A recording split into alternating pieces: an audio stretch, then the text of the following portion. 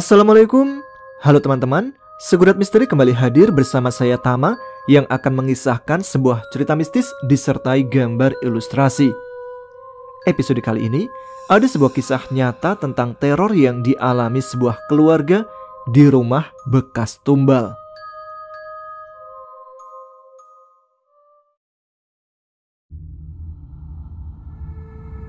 Malam ini terasa begitu sunyi. Bulan bintang dengan kompaknya enggan bangun dari peraduan, sehingga menambahkan pekatnya cakrawala. Waktu sudah mendekati pukul 1 dini hari, namun tetap saja larutnya malam tidak mampu membuat wanita itu terlelap. Sementara itu di sampingnya, buayan malam telah membuat anak-anaknya terlelap dengan pulasnya, sedangkan suaminya masih dalam perjalanan setelah bekerja.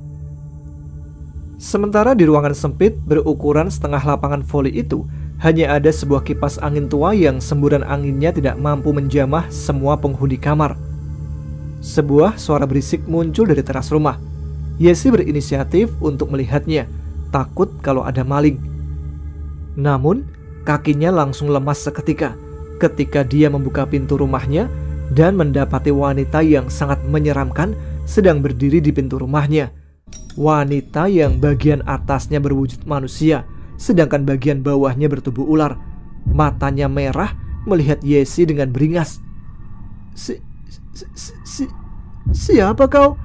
Tanya Yesi terbata-bata disertai tubuh yang gemetar.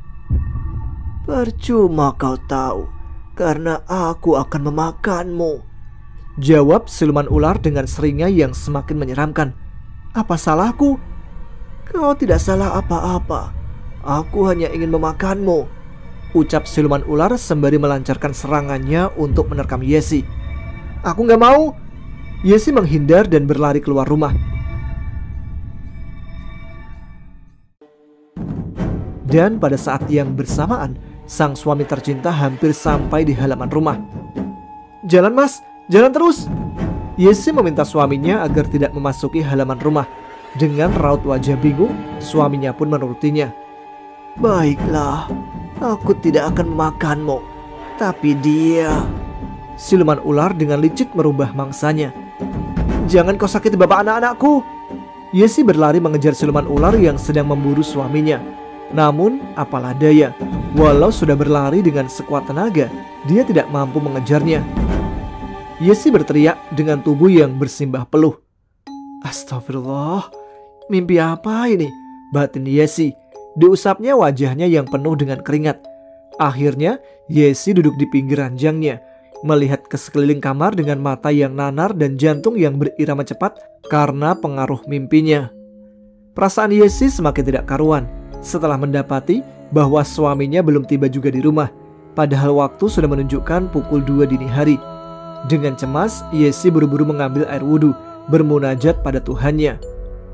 Di saat Yesi yang sedang gelisah dalam mimpinya, seorang pria malah sedang sibuk mencari-cari sesuatu di jalanan. Diparkirkan motor yang dikendarainya. Kepala pria itu terus saja tertunduk pada aspal.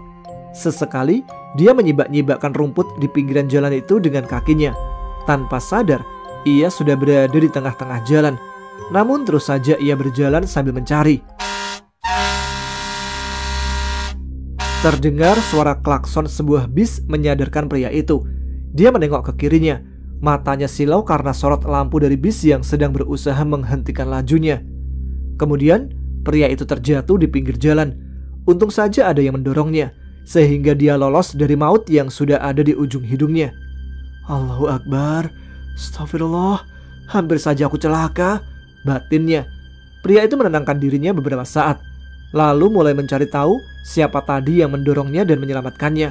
Namun tidak ada siapapun di sana selain dia. Meremang seketika bulu romanya. Tanpa pikir panjang, pria itu langsung beranjak pergi dan melupakan apa yang tadi dicarinya. Assalamualaikum ma. Ma? Yesi mendengar suara suaminya mengucap salam. Dia pun bergegas membukakan pintu. Alhamdulillah, kamu akhirnya pulang juga pak. Kamu gak kenapa-napa kan tadi di jalan? Yesi merasa lega melihat suaminya. Loh, memang kenapa mah? Kok kamu nanya gitu? Tanya sang suami dengan bingung. Sambil mengambilkan segelas air untuk suaminya minum, Yesi menceritakan tentang bunga tidurnya.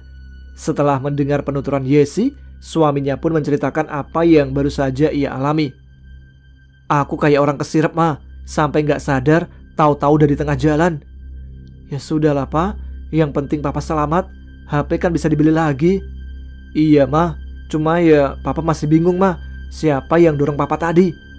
Mungkin Allah mengirimkan penolong tidak terlihat buat nolongin kamu Pak, ucap Yesi sambil tersenyum manis untuk menenangkan suami tercinta. Hari berganti hari. Sejak kejadian malam itu, anak Yesi yang paling kecil yang masih balita sering terbangun di tengah malam dan kerap menangis ketakutan. Bahkan terkadang dia takut untuk disuruh tidur malam hari.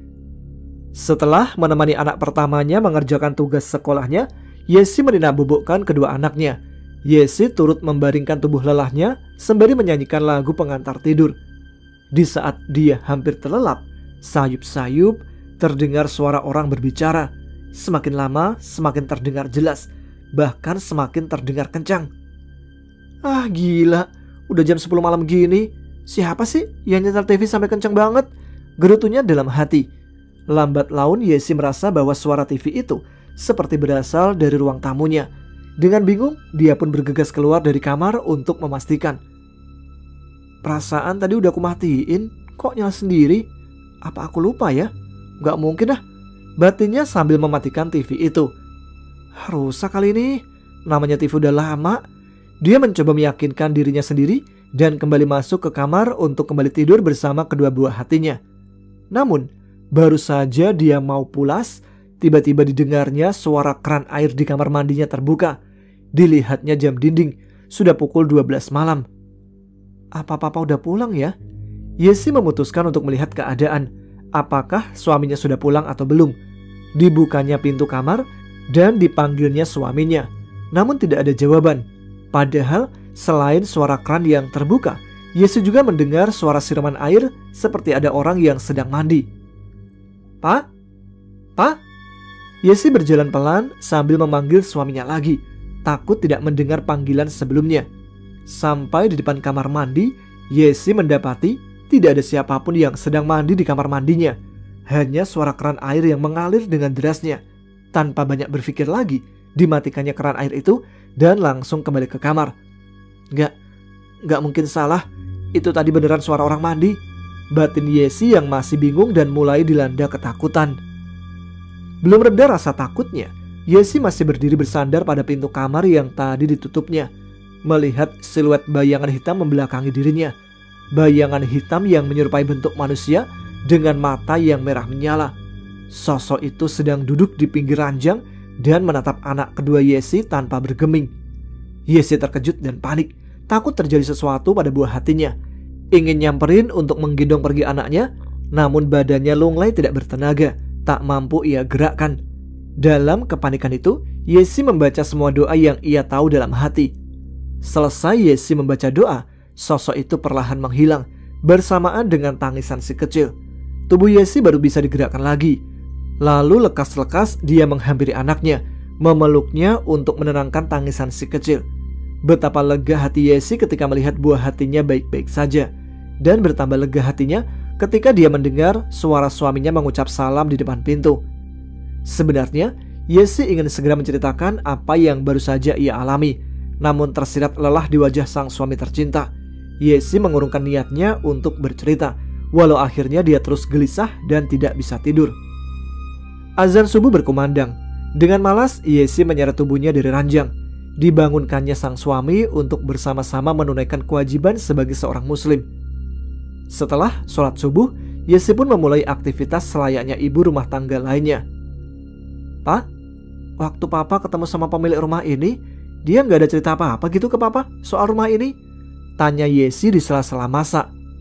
Enggak mah, emang kenapa sih? Semalam aku ngalamin kejadian aneh pak. Yesi menceritakan semua yang dialaminya semalam sebelum suaminya pulang. Nanti coba papa tanya sama pemilik rumah ya ma, ujar sang suami sambil meletakkan gelas teh yang telah habis diminumnya. Yesi memang baru beberapa lama menempati rumah itu. Suaminya dipindah tugaskan ke kota itu oleh perusahaan tempatnya bekerja. Jadilah mereka terpaksa menyewakan rumah mereka di kota dan menyewa rumah lain di kota ini. Yesi yang masih belum familiar dengan lingkungan tempat tinggalnya memutuskan beradaptasi lingkungan dengan berbelanja sayuran di tukang sayur keliling hari ini. Bukan hanya dia lemas karena tidak dapat tidur nyenyak semalaman, tetapi karena dia juga penasaran dengan rumahnya. Yesi berpikir untuk lebih mengenal tetangganya dan mencari tahu lebih banyak soal rumah yang ditempatinya. "Gimana, Bu? Betah nggak tinggal di sini?" tanya seorang ibu yang sedang memilih sayur. "Betah sih, Bu, tapi kalau malam agak sepi di sini, jadi agak gimana gitu rasanya kalau sendirian pas malam," ujar Yesi. "Tapi nggak ada kejadian apa-apa kan, Bu?" tanya ibu yang lain pada Yesi. "Kejadian apa maksudnya, Bu?" Yesi berusaha memancing mereka. "Yang serem-serem gitu loh, Bu," lanjut ibu yang pertama bertanya pada Yesi. "Walah, ibu-ibu ini pagi-pagi kok malah nyari cerita serem-serem," ujar sang tukang sayur menghentikan pergosipan para ibu. Mereka pun tertawa dan bercandai tukang sayur tersebut. Yesi mengambil kesempatan ini untuk tidak menjawab pertanyaan tadi dan pamitan pada ibu-ibu lainnya. Setelah berbelanja sayuran, Yesi pun melanjutkan aktivitasnya. Tanpa terasa, waktu sudah mulai memasuki senja. Yesi mengistirahatkan tubuh lelahnya di sofa. Ia bersantai sejenak dan menonton acara TV kesukaannya. Karena kurang tidur, rasa kantuk pun perlahan mulai menghinggapi pelupuk matanya. Namun ditahannya agar dapat sholat maghrib dahulu. Saat azan maghrib berkumandang, antara sadar dan tidak, Yesi yang setengah tertidur di depan TV merasa ada yang menarik paksa tubuhnya dari dua sisi yang berlawanan. Sisi yang satu menariknya untuk bangun, sedangkan sisi lainnya menariknya untuk tetap tertidur. Tarikan itu seketika berhasil membuat Yesi terhentak terbangun dari tidurnya. Yesi yang masih limbung langsung terperanjat dengan apa yang terpampang di hadapannya. Dilihatnya, tubuhnya masih tergeletak di atas sofa, namun tidak sendiri. Sesosok pocong sedang berusaha untuk memasuki raganya. "Keluar dari tubuhku!" seru Yesi sembari berusaha menarik pocong itu keluar dari tubuhnya. "Tidak!" suaranya seperti gema, terdengar jauh walau jaraknya hanya sejengkal dari Yesi. "Keluar! Biarkan aku masuk ke tubuhku!" Yesi masih berusaha menariknya, kini sambil dibacakan doa. "Baik, tapi bantu aku sampaikan pesanku pada mereka." "Baik, tapi hanya sebatas pesan, tidak lebih." Setelah disanggupi, pocong itu keluar dari tubuh Yesi. Yesi terbangun dengan gelagapan, namun langsung buru-buru diambilnya air wudhu dan sholat maghrib. Saat makan malam bersama dengan suaminya yang kebetulan libur saat itu, Yesi kembali menceritakan apa yang terjadi sore tadi. "Pesannya apa emang, Mah?" tanya suaminya penasaran. "Ya, aku lupa nanya, Pak, pesannya." "Lah, gimana sih, Mama? Terus kalau kejadian kayak gitu lagi dan Papa nggak di rumah gimana?" tanya suaminya cemas. "Tadi juga kan kamu gak ada, Pak." "Oh iya, Papa lupa, Ma," ujarnya sambil garuk-garuk kepala. Yesi pun tertawa karena kekonyolan suaminya, tapi pikirannya tetap bertanya-tanya. Hatinya masih resah, pesan apa yang harus disampaikannya. Malam semakin larut, walau gelisah masih bersarang di hati, namun Yesi akhirnya terlelap berkat dekapan hangat sang suami. Seperti dapat mengerti kegelisahan Yesi, pocong itu kembali hadir dalam mimpi Yesi, menceritakan pada Yesi apa yang terjadi padanya dan pesan apa yang hendak disampaikannya. "Ma, bangun, Ma."